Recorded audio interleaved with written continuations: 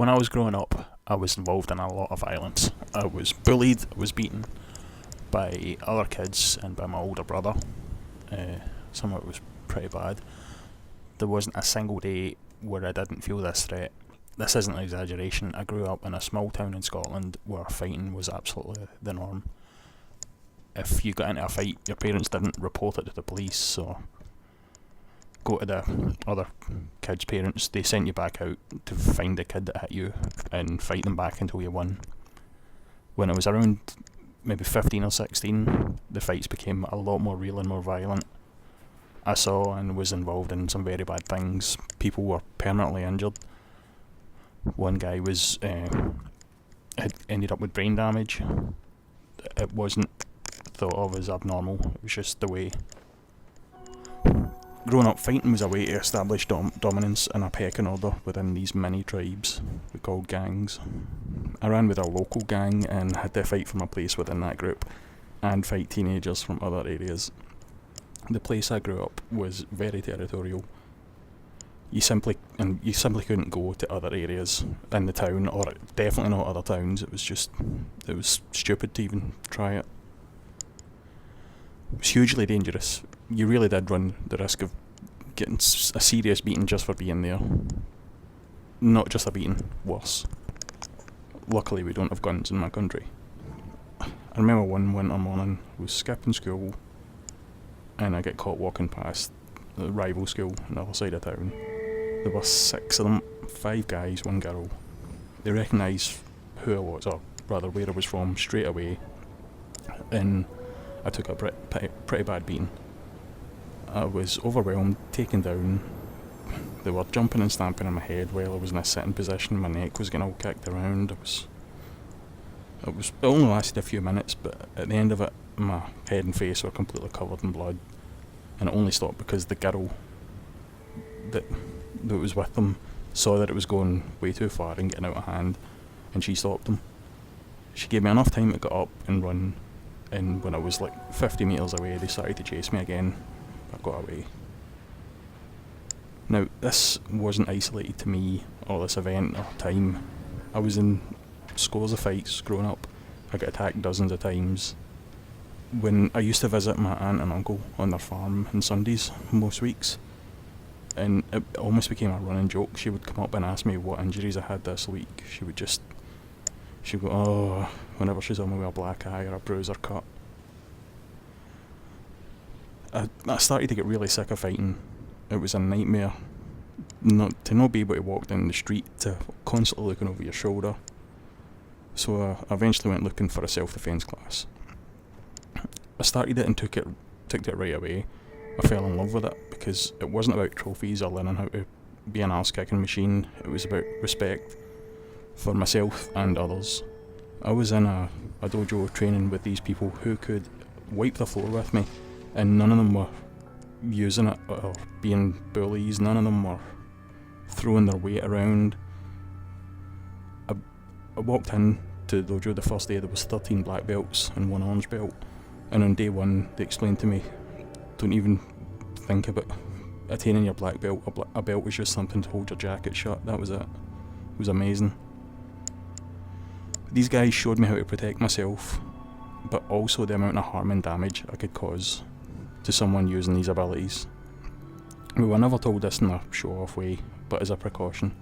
It was honestly drilled into us that we really could hurt someone, and we were only to use this if we or someone else was about to be hurt. Other than that, it was not to be used. It wasn't even to be shown to other people. Almost immediately, my attitude towards violence changed. I started actively making efforts to avoid trouble. There were tons of places and times I could have gotten into fights still, but I stayed away from them, and I got smart about situations. From time to time, there still was trouble, and even now as a grown man, when I'm out and about, whether going to the shops or on a night out, I can immediately identify sources of potential danger, and I can see what might turn ugly from a mile away. So can almost all of my male friends. My female friends, however, can't. They don't have this. They never grew up with this instinct being developed. They have no nose for trouble. And less than a month ago, we were out with friends for a friend's birthday, and we ended up in a place that none of us had been before.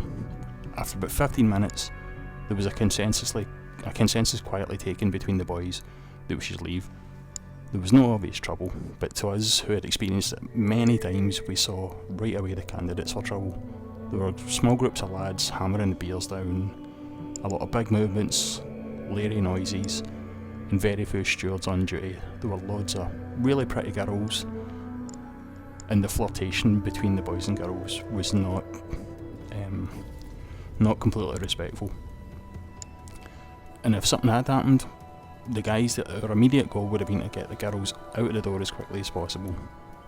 Now, why is this some outdated male ideal of women being weaker, or you got to protect your women? No, but almost all of my male friends have learned some sort of fighting skill, and we take it upon ourselves as humans living in a potentially dangerous world to learn how to protect ourselves. It is that simple. Think it this way: we live on a water planet, and I feel it is hugely irresponsible to not have learned to swim, to protect yourself and to potentially save the life of someone else. You have to learn how to do so many things in order to get through this life. So why do modern feminists tell women that it is not their duty to learn to protect themselves? This attitude is completely disgusting to me. It is irresponsible and dangerous. And I would bet a year of my life that this information has led to more than one woman not being able to defend herself in an attack. I would bet that this has already happened. This is purposely dangerous and harmful rhetoric to be spreading. Do not learn how to defend yourself, but instead teach others not to hurt you. How many feminists are willing to live by this standard in other areas? Why use a condom during sex? Just teach men not to get an STI. Surely that'll keep you safe. So you say a condom is a means of preventing a sexually transmitted infection? Well, you know what is a method of preventing being raped? Learning to fucking protect yourself. To all men and women out there, go and find a good self-defence class. Learn how to protect yourself and how to fight back. Learn how to use your body to protect your body. It's mandatory. This should be taught in schools, I feel. No rapist on earth is going to care a single bit about whether or not someone has told him or her not to rape. But if it ever does happen, you can bet your arse that the guy or girl who panics, freaks out, and allows the assault to continue will be the one who becomes a victim. The people who fight back, they increase their chance of fighting off an attacker and not becoming yet another statistic. Don't rely on someone else, rely on yourself. Learn how to fight back.